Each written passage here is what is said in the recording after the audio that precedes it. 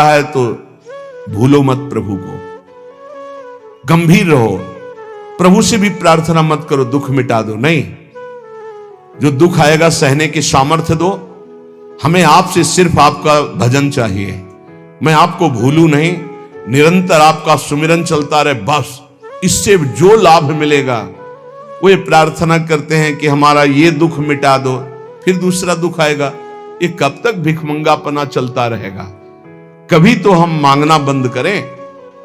हम सहेंगे आपका सुमिरन करते हुए, हमारी चित्तवृत्ति आपके सुमिरन में हो। ये हम आपको अपने अनुभव की बात कहते हैं। अगर प्रभु का, श्यामाजू का सुमिरन चल रहा है तो बड़े से बड़ा कष्ट कुछ नहीं बिगाड़ पाएगा। ये हमारी बात समझ लेना।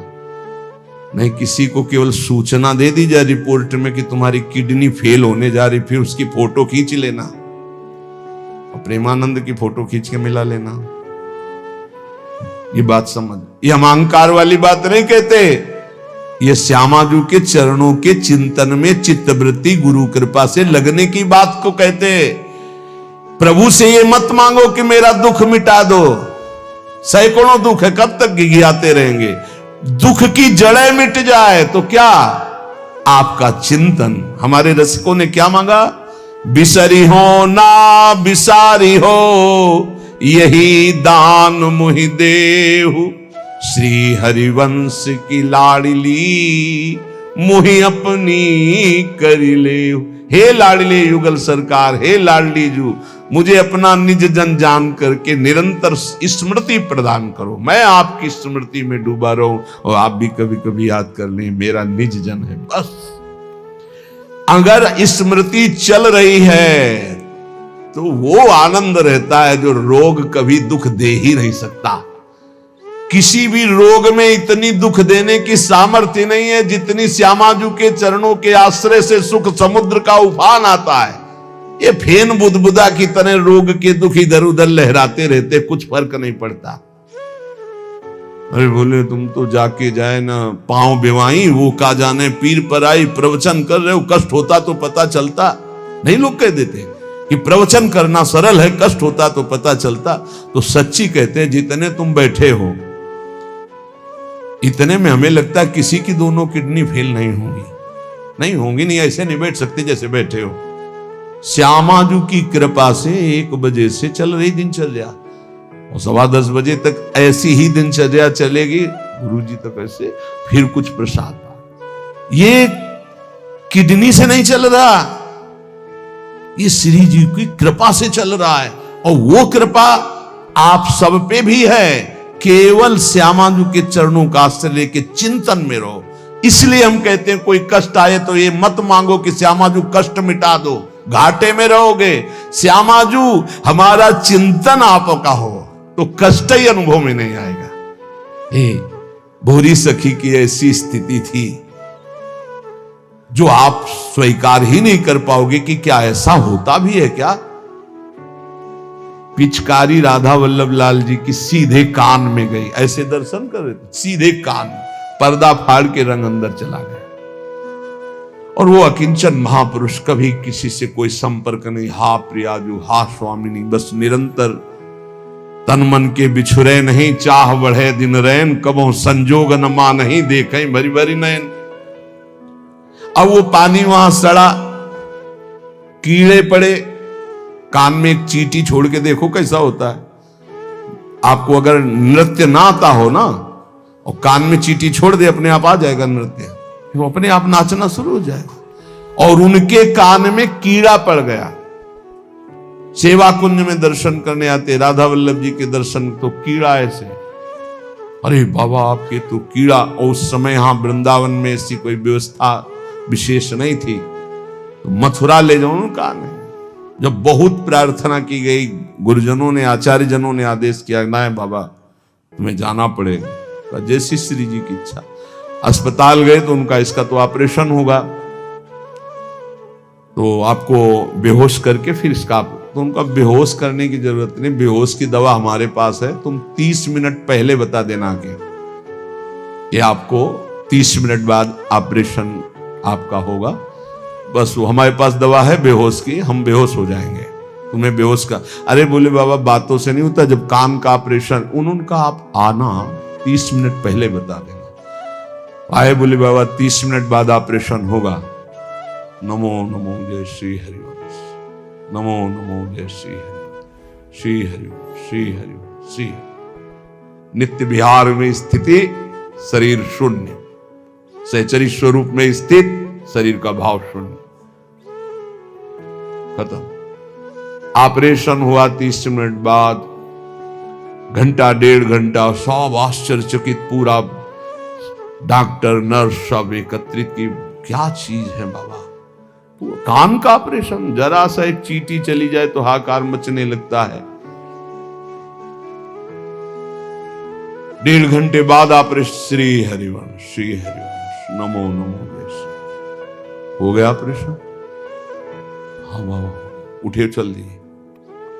अलौकिक सामर्थ्य, श्यामाजू के गोरे चरणारविंद की ठसक। ये बहुत छोटी बात, रोग दोग दोष, ये बहुत छोटी बात, स्पष्ट समझ लीजिए। हरिराम व्यास जी विशाखा सखी के अवतार, वो स्पष्ट कह रहे, प्यारी जू के चरणारविंद का आश्रय लेने वाले के ऊपर किसी भी ऋषि मुनि का शाप, दैहिक दैविक भौतिक ताप, त्रिभुवन में जितनी रोग सृष्टि हुई है, किसी भी रोग का प्रभाव, किसी भी महत पाप का प्रभाव उसके ऊपर नहीं पड़ता।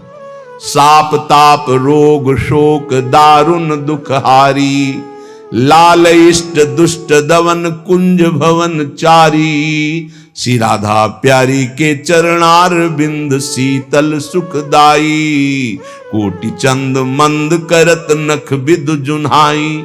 ऐसे हमारी प्यारी जू के चरणार बिंद, अद्भुत प्रभाव, अद्भुत प्रभाव।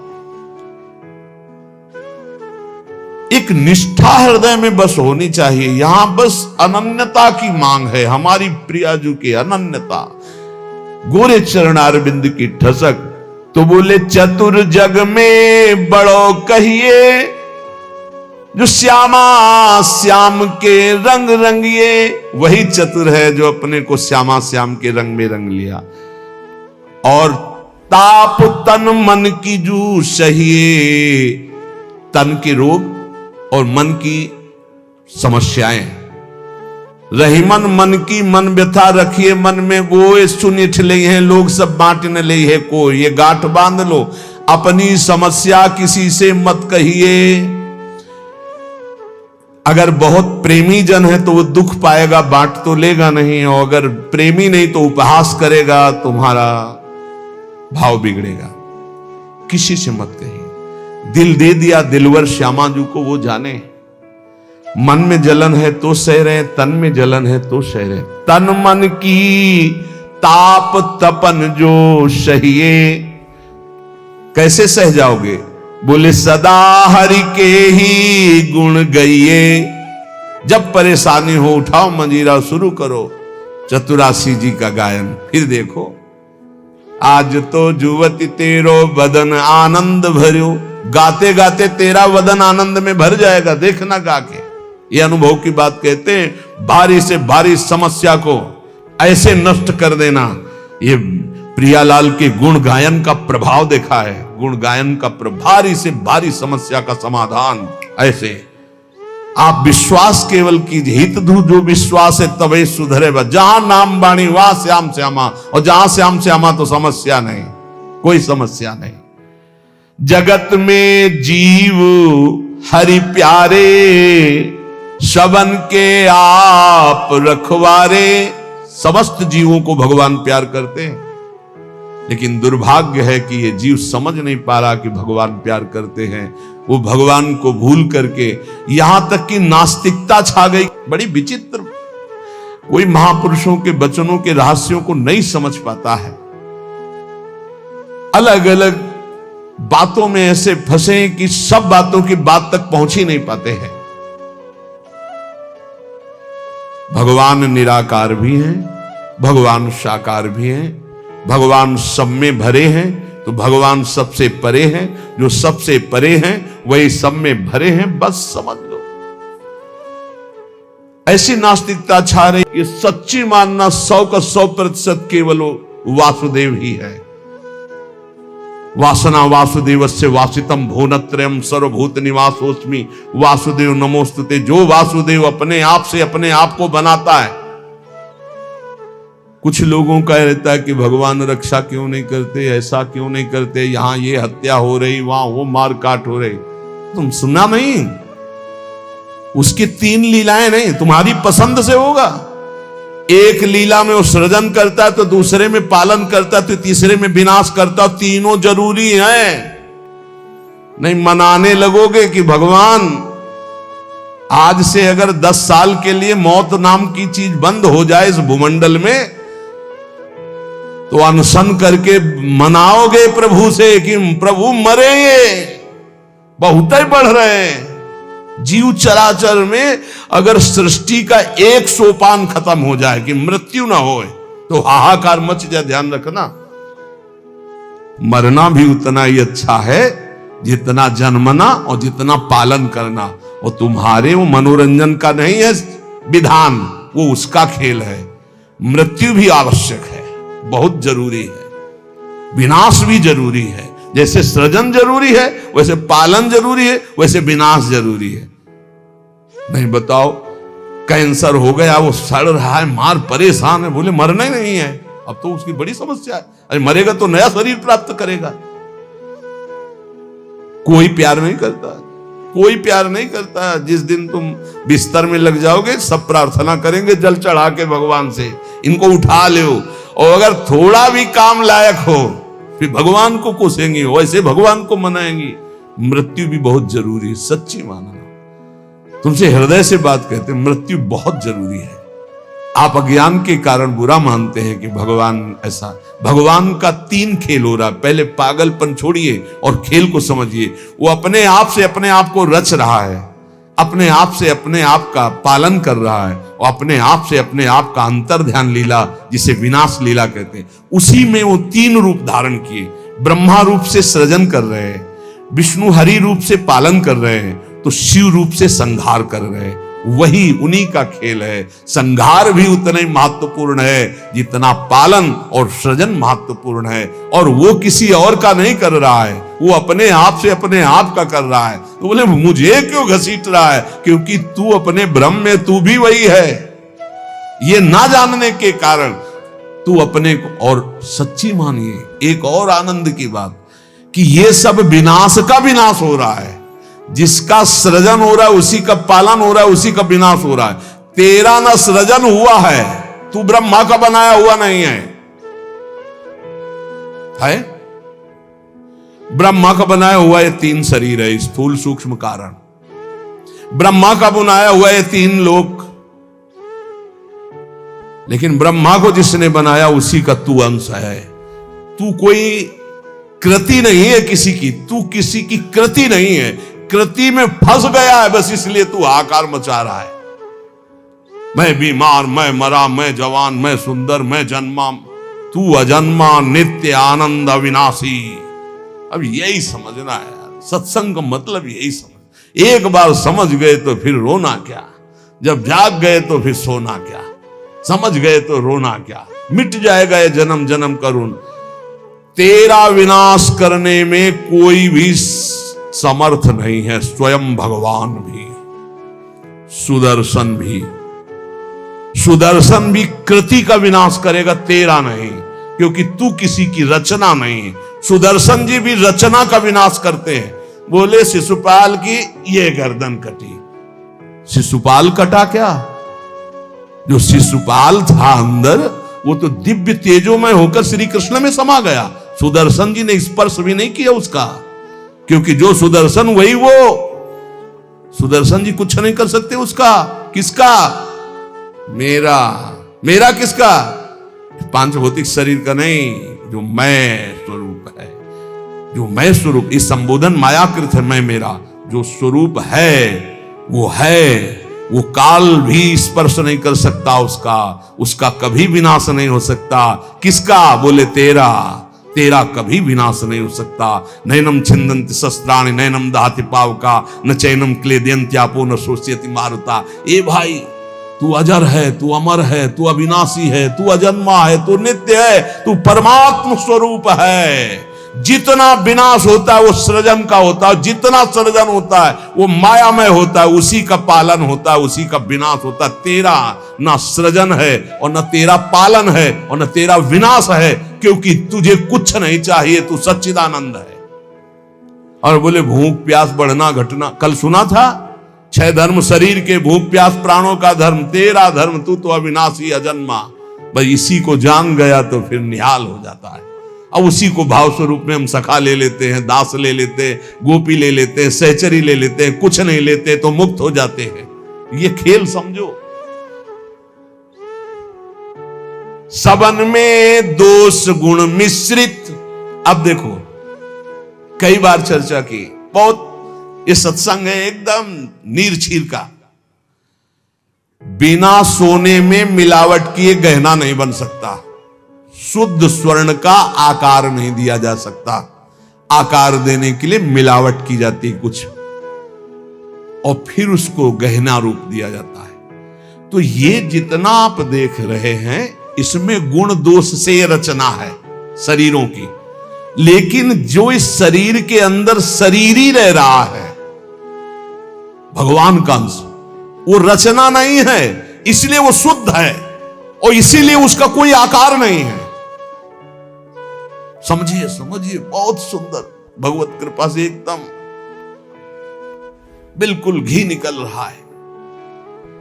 मिलावट से जो रचना हुई है वो ये है, और इसी का पालन हो रहा है, इसी का विनाश होगा। तू ना किसी की रचना, ना तेरे में कभी कोई मिलावट है, इसलिए तेरा कोई आकार नहीं। तू आकारों को स्वीकार करके फंस गया। बस इसी आकार का, आसक्ति का त्याग हो जाए तो तू जीवन मुक्त था, है, रहेगा। तू न कभी जन्मा न कभी मरेगा, ये पक्का 100%, चाहे भक्त हो चाहे ज्ञानी हो, कोई भी हो।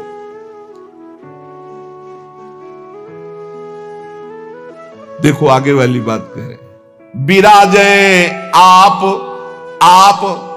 आपको कहीं भी फिट कर लो, मैं को कहीं भी फिट कर लो। भगवान श्री कृष्ण कहते हैं, जब सृष्टि नहीं थी तो मैं था, जब सृष्टि है तो मैं ही मैं हूं, जब सृष्टि नहीं रहेगी तो मैं ही रहूंगा। मैं, ठीक है, उसी को ज्ञानी जन बोल रहे हैं, मैं था, मैं हूं, मैं ही रहूंगा। तो परेशानी कौन सी बात है? आपको तो मानना है ना वो श्री कृष्ण में है, मत्ता परतरम नान्यत किंचित अस्ति धनंजय। पर विशुद्ध ज्ञान ना होने के कारण एक दूसरे की निंदा करने लगते हैं। बहुत ढंग से समझिए, विराजे आप अंतरहित, सबन में दूध में ज्यों घृत। बोले भगवान सबके अंतर में विराजमान है। कैसे? बोले जैसे दूध में घी विराजमान है। तो हमने कई बार चर्चा में कहा, बना के दिखाओ पूड़ी दूध में। ये दूध चढ़ाया, ये पूड़ी निकलने लगी। बोले नहीं निकलेगी।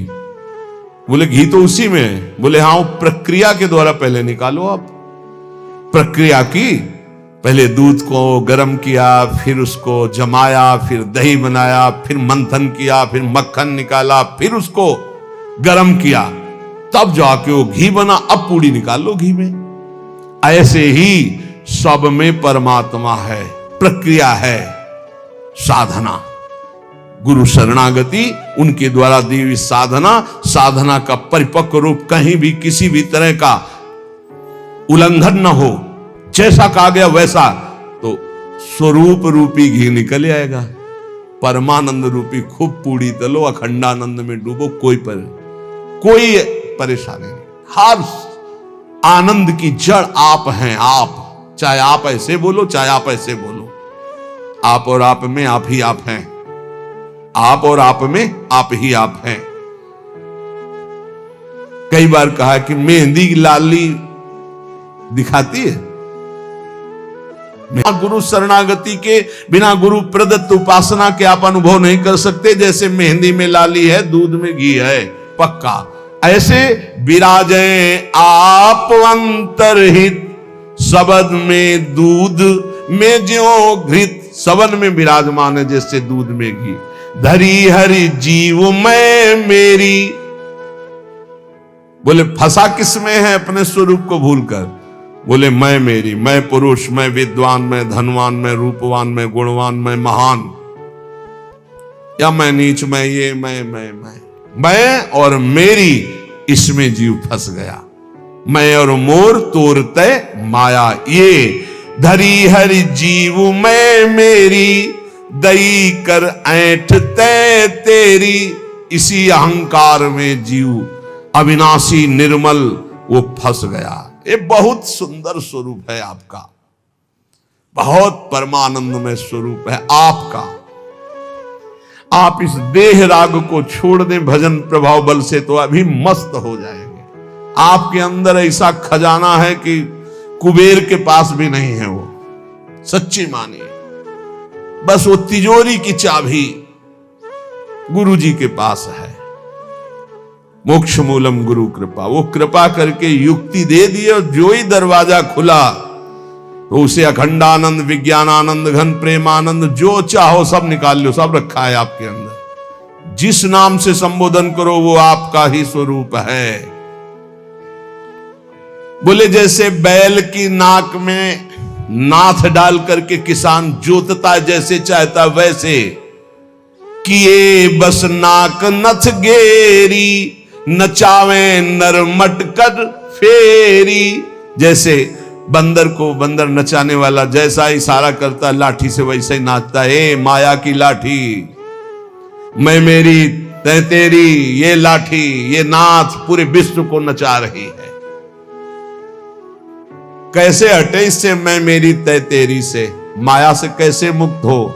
तो बोले हरि शरण में हो जाओ और एक सूत्र याद कर लो, हरि की इच्छा जो करिए, करें जो हरि हिये धरिए। सरल भाव में जो ही प्यारो करे सोई मोई भावे, इससे मुक्त हो जाओगे। बड़ा दुख है, भगवान की बड़ी कृपा है, कोई पाप का नाश हो रहा है। राधा राधा राधा, बड़ा सुख है, भगवान दुलार कर रहे हैं, उनका खेल है। राधा राधा राधा। ये बहुत नीच आदमी हमको गाली देता है, समझते नहीं इसमें भगवान है, विधान करके वो हमारे पापों का मोचन करा रहे हैं। राधा राधा, ये बड़ा श्रद्धावान साष्टांग दंडवत करता है, कोई बात नहीं। राधा राधा राधा, भगवान इस रूप में दुलार करे। तो बोले माया से मुक्त होने का क्या स्वरूप? बोले हरि की इच्छा जो करिए, करे सो हरि हिये धरिए। ये बस स्वीकार करना थोड़ा कठिन होता है, जान पाना कठिन होता है। क्या मेरे हरि की इच्छा है? मेरा अपमान हो रहा है, मेरा व्यापार नष्ट हो रहा है, मुझे लोग गालियां दे रहे हैं, क्या हरि की इच्छा है? सच्ची मानिए, कुछ ऐसा मूलधन आपका है जिसको नष्ट करने के लिए जरूरी था, इसलिए भगवान ने कृपा करके ऐसा पक्का समझिए। हर विधान उनका बड़ा मंगलमय और बहुत अच्छा होता है। हमारी प्रार्थना मान लेना।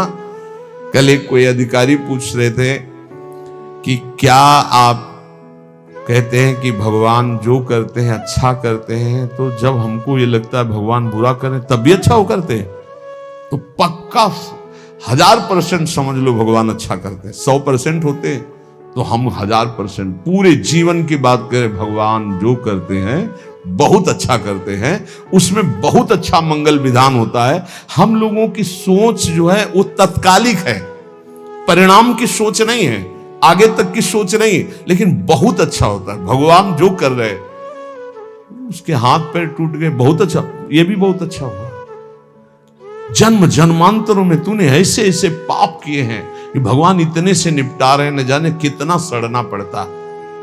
अब आप सोचो, आप सत्संग में बैठे हैं, आप सबके बीच हंस रहे हैं, बोल रहे हैं। अब एक साधक को गलित कुष्ठ है, अब ना उससे कोई बोल रहा है ना कोई हंस रहा है, एक बंद कमरे में अपने जीवन को व्यतीत कर रहा है। उसकी जब हम बात हृदय में सोचते हैं तब लगता है भगवान आपकी कृपा ही उसकी रक्षा करे। अब आप सोचिए, एक जीवन वो भी है, समाज में ना निकल सकता है, ना हंस सकता है, ना खेल सकता है, ना बोल सकता है, भोजन वहां पहुंच जाता है, कमरे में अकेला बैठा।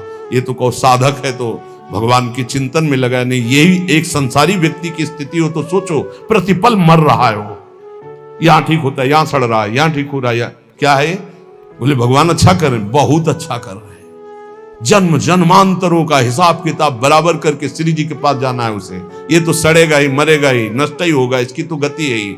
इसीलिए हम प्रार्थना करते हैं, एक ये जन्म भगवान को दे दो, अमंगल नहीं होगा। आप क्या समझते हो, वो कमरे में अकेले रहता है, प्रगट में कोई साथी नहीं, लेकिन हम उसके साथी हैं। कोई मिनट ऐसा नहीं होता जिस समय हम उसके साथ ना हो, और यहां साथ है वहां भी साथ है। तुम्हारा साधना से पास बनने की बात देखेंगे हम, उसका पास पहले ही बन चुका है। आज छूटे या कल छूटे या जीवन भर ऐसे रहे, आनंद और प्रेमानंद दोनों की प्राप्ति होगी। इस जन्म में ना तो उसको कोई चिंता रहेगी शरीर पोषण की, रोग की, यह गारंटी है। आप एकांत में बात कर लेना क्या उसको चिंता है, लेकिन प्रगट में आप देखिए, अगर वो संत ना बना होता तो क्या दुर्दशा होती।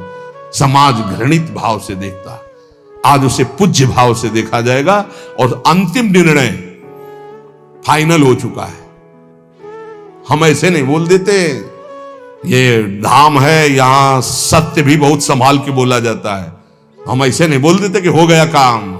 हमको जब वहां से फोन आता है काम हो गया तब बात करते, बोले हमको भी बात करवाओ कि हमारा काम हो गया कि नहीं। वो फोन उनका आता है जिनका कोई फोन नंबर नहीं होता। तुम्हारा कोई फोन नंबर नहीं है होना चाहिए, तुम्हारा कोई नहीं होना चाहिए, शरीर भी तुम्हारा नहीं होना चाहिए, तुम भी नहीं होने चाहिए, केवल श्यामाजू, तब बात होगी। है अगर ऐसा है तो बात हो जाएगी, और अगर ऐसा नहीं है तो श्यामाजू के बनो, बात हो जाएगी। एक होता है थोड़ा बाजुओं में दम है तो थोड़ा तैर के दिखाओ, बोले नहीं मुझे तैरना नहीं तैरना पड़ेगा तुम्हें, क्योंकि तुम्हारे बाजू है, तुम सीखो तैरना।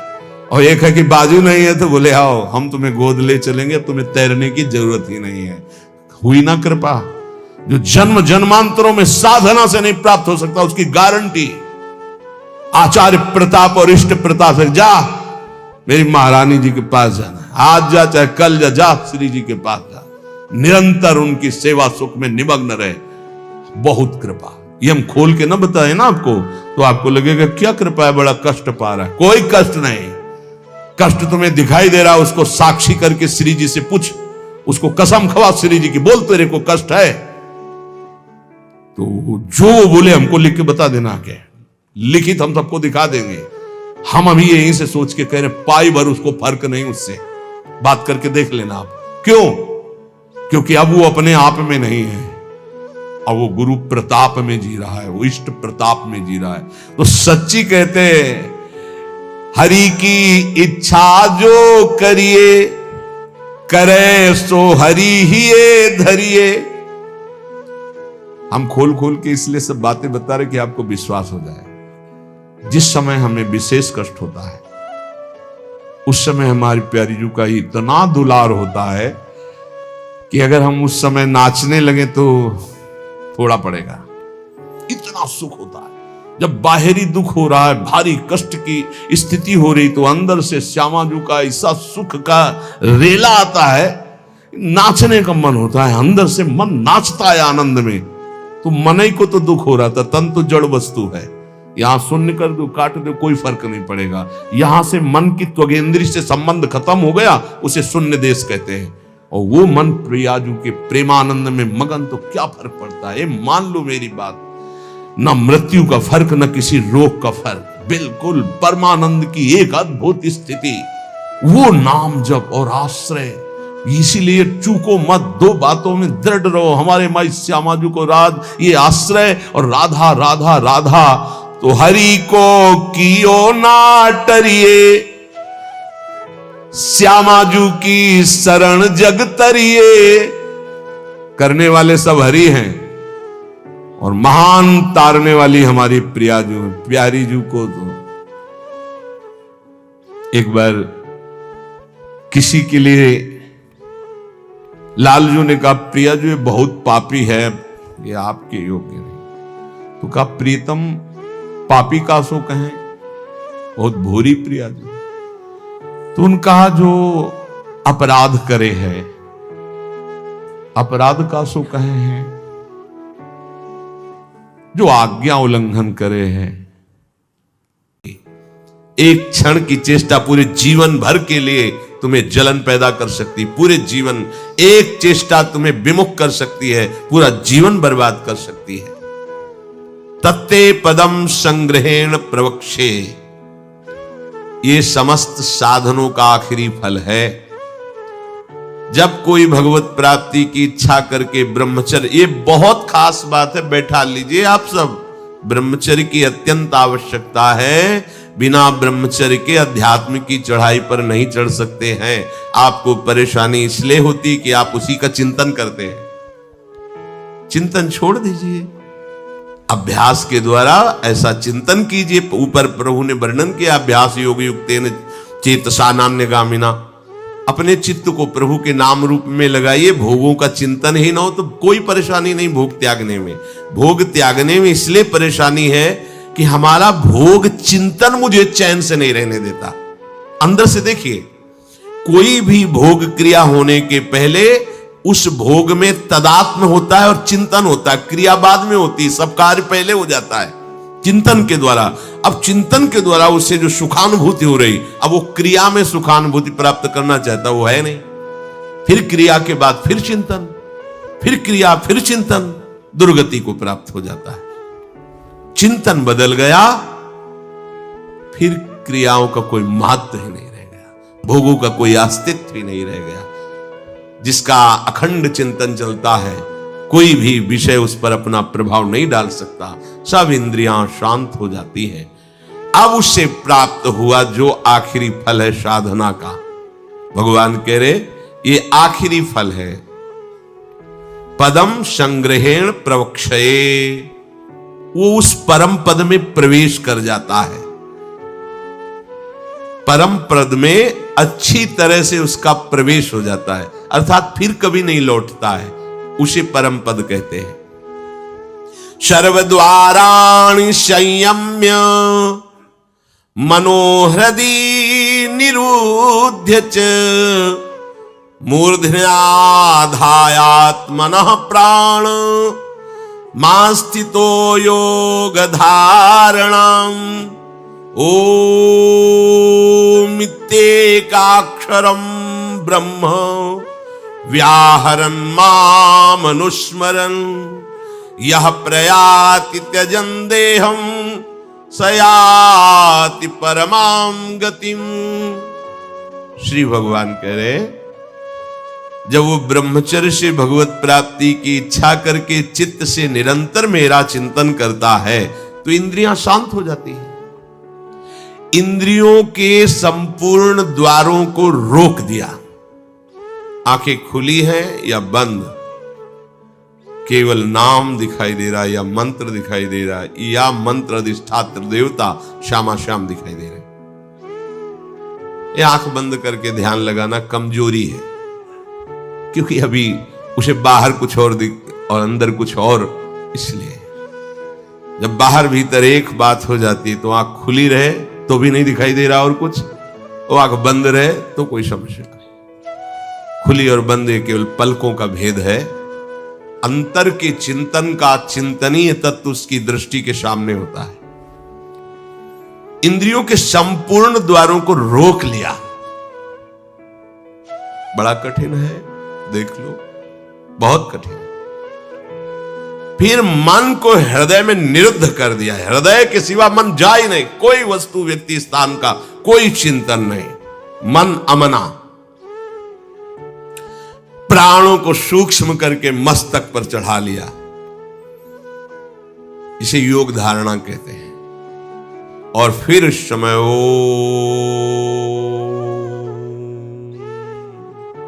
ये भगवान का नाम है ओम, ये ब्रह्म स्वरूप है। इसी से वेदों का प्रादुर्भाव हुआ है। वेदों का जनक है प्रणव ओम, आउमा, इन्हीं से वेदों का प्रादुर्भाव हुआ है। बड़ी महिमा है ओम की, उद्गीत। एक अक्षर ब्रह्म का मानसिक चिंतन करते हुए माम अनुस्मर, मेरा स्मरण करते हुए वो जब शरीर छोड़ता है तो सीधे परम गति को प्राप्त होता है। आप घबरा जाएंगे नहीं? घबरा जाएंगे ना ये बात सुन के? समस्त इंद्रियों को रोककर, मन को हृदय में निरुद्ध करके, प्राणों को इतना सूक्ष्म कर लिया है कि ब्रह्मरंध्र में स्थापित कर दिया, और ओम उच्चारण करते हुए ब्रह्मरंध्र फटा, परम गति को प्राप्त हुआ। ये है शुद्ध परम योगी की गति। इसलिए महाप्रभु हरिवंश चंद्र जो बिल्कुल सरल बात कह रहे हैं और उसके साथ साक्षी भी दे रहे हैं कि ये मैं ही नहीं कह रहा हूं, ये बड़े बड़े महापुरुष कह रहे हैं। आरती मदन गोपाल की कीजिए, देव ऋषि व्यास सुखदास सब कहत निज, क्यों न बिनु कष्ट, क्यों न बिनु कष्ट रस सिंधु को पीजिए। आरती मदन गोपाल की कीजिए, आरती मदन गोपाल की कीजिए। हरिवंश महाप्रभु के बड़ा एक कष्ट का मार्ग है, चूक हो गई तो परम गति नहीं मिलेगी, लेकिन हम तुम्हें हंसते खेलते परम गति का मार्ग बता रहे। हित सजनी जो परम कृपाल है, मदन गोपाल को अपने घर का ठाकुर मान लो।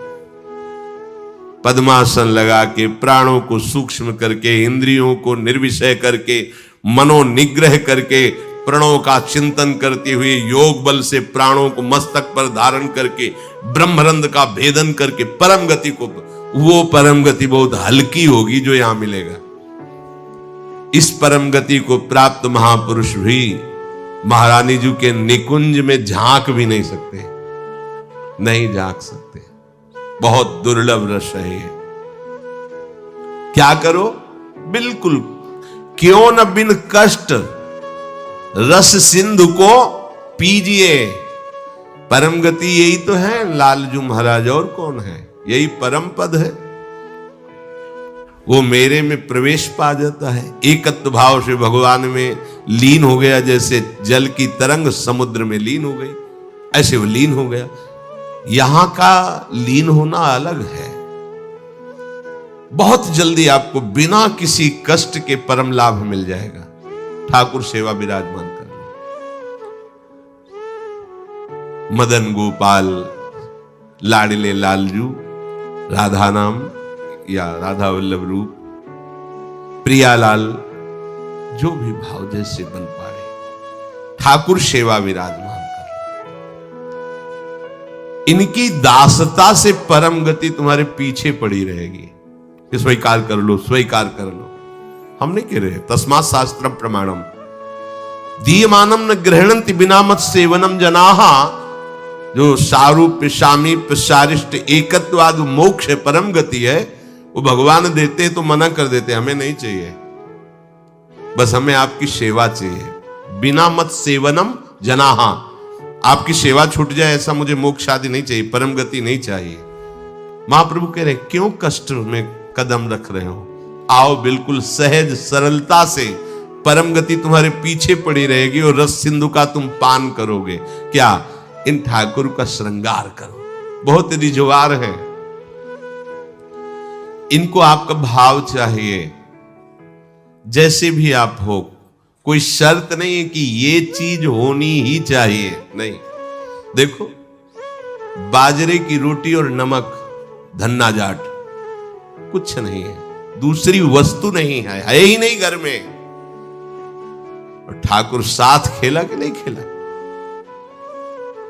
आज तक वर्णन किसी भोग का ठाकुर जी ने नहीं किया। वाह वाह, सुदामा के तंदुल पाके बोल पड़े वाह, आज जो तृप्ति मिली। सबरी के बेर पाकर के ठाकुर जी को तृप्ति हुई। वाह, आधी तुम पाओ आधी हम पाएंगे।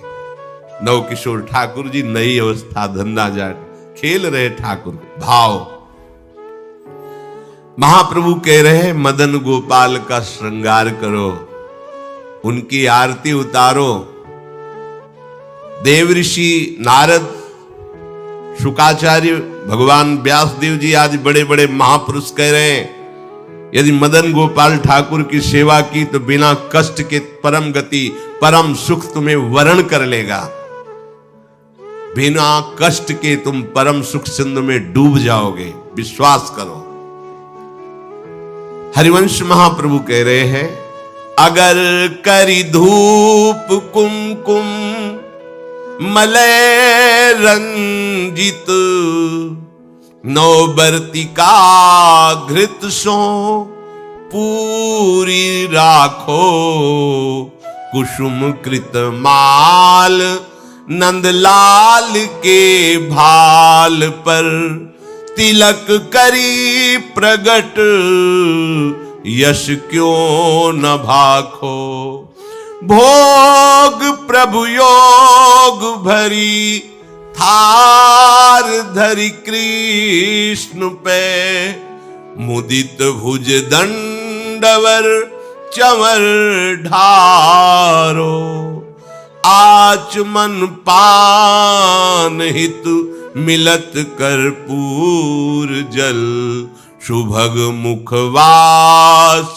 कुलता पिजारो, शंख दुंदुभि पणवो घंट कल वेणुरो, झल्लरी सहित सुर सप्त नाचो, मनुज तन पाई यह दाय ब्रजराज भज, सुखद हरिवंश प्रभु क्यों न याचो, मनुज तन पाए यह दाय ब्रजराज भज, सुखद हरिवंश प्रभु क्यों न याचो। आरती मदन गोपाल की कीजिए, आरती मदन गोपाल की कीजिए। आरती सजाओ, ठाकुर को सुंदर सुंदर सुवासित जल से स्नान करा के, कोमल वस्त्रों से श्रीअंग प्रक्षालन करके, पोछ करके विराजमान करो, सुंदर पोशाक धारण कराओ, सुंदर धीमे धीमे चंदन घर्षण करो, केसर कपूर डाल के ऋतु के अनुसार धीरे धीरे इसलिए मोटा ना हो, स्थूल होगा तो पत्रावली ठीक नहीं बनेगी, पत्रावली करो। सुंदर सुंदर पुष्प लाओ चयन करके, दो चार पुष्प ही वृंदावन के हो गए तो लाखों करोड़ों के बाहर के पुष्प समानता नहीं कर सकते। इस धाम में जो प्रगट पुष्प हैं, किसी भी लता के, किसी भी लता के दो चार पुष्प कोमल पत्ते चढ़ा दो, हमारे ठाकुर रीझ जाएंगे।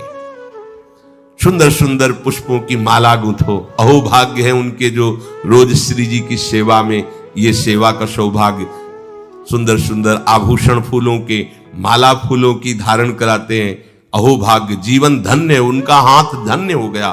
पूर्व जितने भी हाथों से हमारे कर्म नहीं होने चाहिए वो हुए हैं, वो सब भस्म हो जाएंगे, क्योंकि अब ठाकुर सेवा में हाथ लग गए। आप ठाकुर जी की रसोई अमनिया कर रहे, ठाकुर जी की रसोई अमनिया किए हुए पात्रों को अमनिया कर रहे, आप पोछा लगा, कृतकृत्य हो गए। लाखों माला भजन इसकी समानता नहीं कर सकता। श्री जी के उच्छिष्ट पात्रों को आपने मार्जन करके विराजमान किया नवीन भोग के लिए, लाखों माला इसकी समान, ये सेवकाई है। सेवकाई सीधे श्री जी को अधीन करती है, माला जपने का फल है, इसका फल नहीं, सीधे आराध्य देव को अधीन करती है सेवा। जैसे ये उपासक रात में जग करके, नींद ना लेकर के, कष्ट सहते हुए वर्षों का अभ्यास ये श्रृंगार करते, इसमें 2-4 घंटे नहीं लगते हैं। कल जो श्रृंगार होना है, मध्याह्न में विश्राम नहीं करते, नीचे वहां बेसमेंट में ये श्रृंगार करते रहते कपड़ों का। ये श्री जी आज ऐसे सिंहासन में बैठे, निहाल हो गए तुम। अगर अन्य कोई दुराचार प्रवृत्तियां तुम्हारे ऊपर शासन न करे, तुम अन्य कोई गलत कार्य ना करो, तो तुम खुद ही देख लोगे कि आपके अंदर श्री जी क्या देती है। जो बड़े बड़े योगियों के लिए दुर्लभ है वो प्रीति आ जाएगी, लाडली जी के लिए रोना आ जाएगा, कभी श्रृंगार करते करते आंसुओं की झड़ी लग जाएगी। ऐसा होता है, ऐसा होता है। जब हमारे अंदर भाव बहुत है और सामग्री नहीं है, तब वो दैन्यता भरी सेवा होती, पूछो मत। जब कुछ नहीं था, थोड़ी मिश्री केवल, और भाव में कढ़ी चावल और फुल्का ऐसे सब वाशु चल रहे कि लाडली मुझ दीनहीन गरीब की क्या है, आपके द्वारा दी हुई मिश्री केवल है, सामने रख के ऐसा सुख मिलता तुम्हें कैसे। बिहारी जी के सामने से 4 डलियों से फूल मांग लिए, एक एक दो दो ऐसे फूल दे दिए, श्री जी के लिए फूल दे दिए तो दे देते थे माली जन। आके जब उनकी पंखुड़ी करके शयन के ऐसी छोटी सी गादी लगाते और श्री जी को विराजमान करके ऐसे चल, कैसे वो सुख तुम्हें कैसे वर्णन करे। बड़े बड़े योग सिद्धांत भी जहां प्रवेश नहीं पाते, वो ये बात है। जोग कुजोग ज्ञान अज्ञानु जहां राम प्रेम प्रधान, सो सब धर्म कर्म जर जाऊ जहां राम पद पंकज भाव। ये आखिरी स्थिति है प्रेम की। महाप्रभु कह रहे इस बात के सुखदेव जी, भगवान व्यासदेव जी, देवर्षि नारद साक्षी है कि जो मैं बात कह रहा हूं कि बिना कष्ट के तुम्हें रस सिंधु की प्राप्ति होगी, तुम आरती करो मदन गोपाल की, उनको श्रृंगारित करो।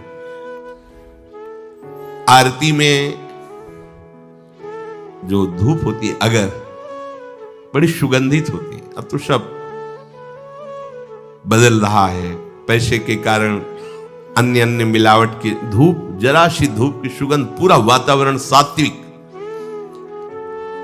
अपने यहां पहले धूप आरती होती है, बड़ा दुलार भरी सेवा है श्री जी की।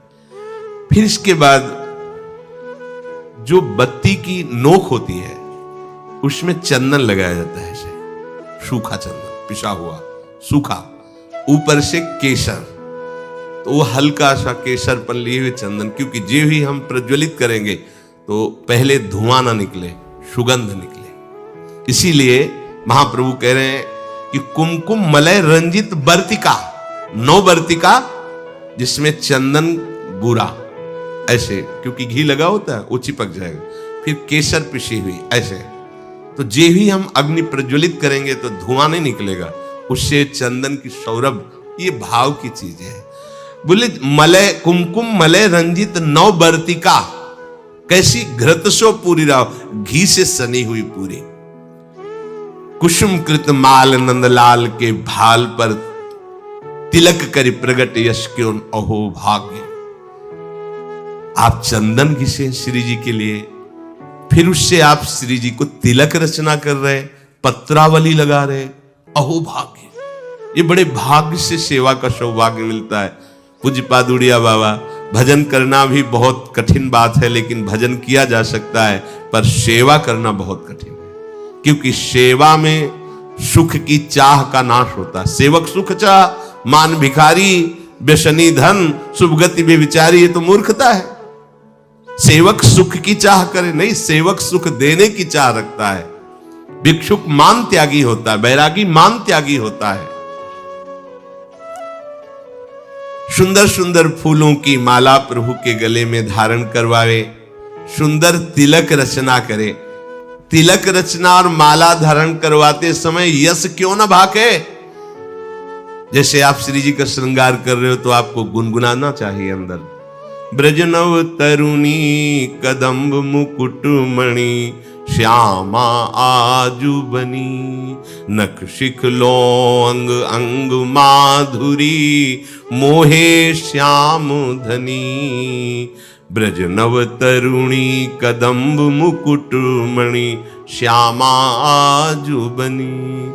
पत्रावली यो राजत कवरी गुंथित कच कनक कंज बदनी, चिकुर चंद्रिकन बीच अर्ध बिदु मानो ग्रसित फनी। या आवत श्री वृषभानु दुलारी।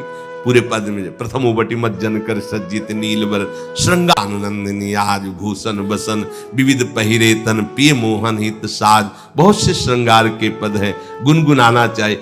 तिलक करी प्रगट यश क्यों न भाखो, क्यों नहीं तुम गायन करते। अब आप तिलक रचना कर रहे हो, बातें प्रपंच की सोच रहे हो या कर रहे हो, ठीक बात नहीं है।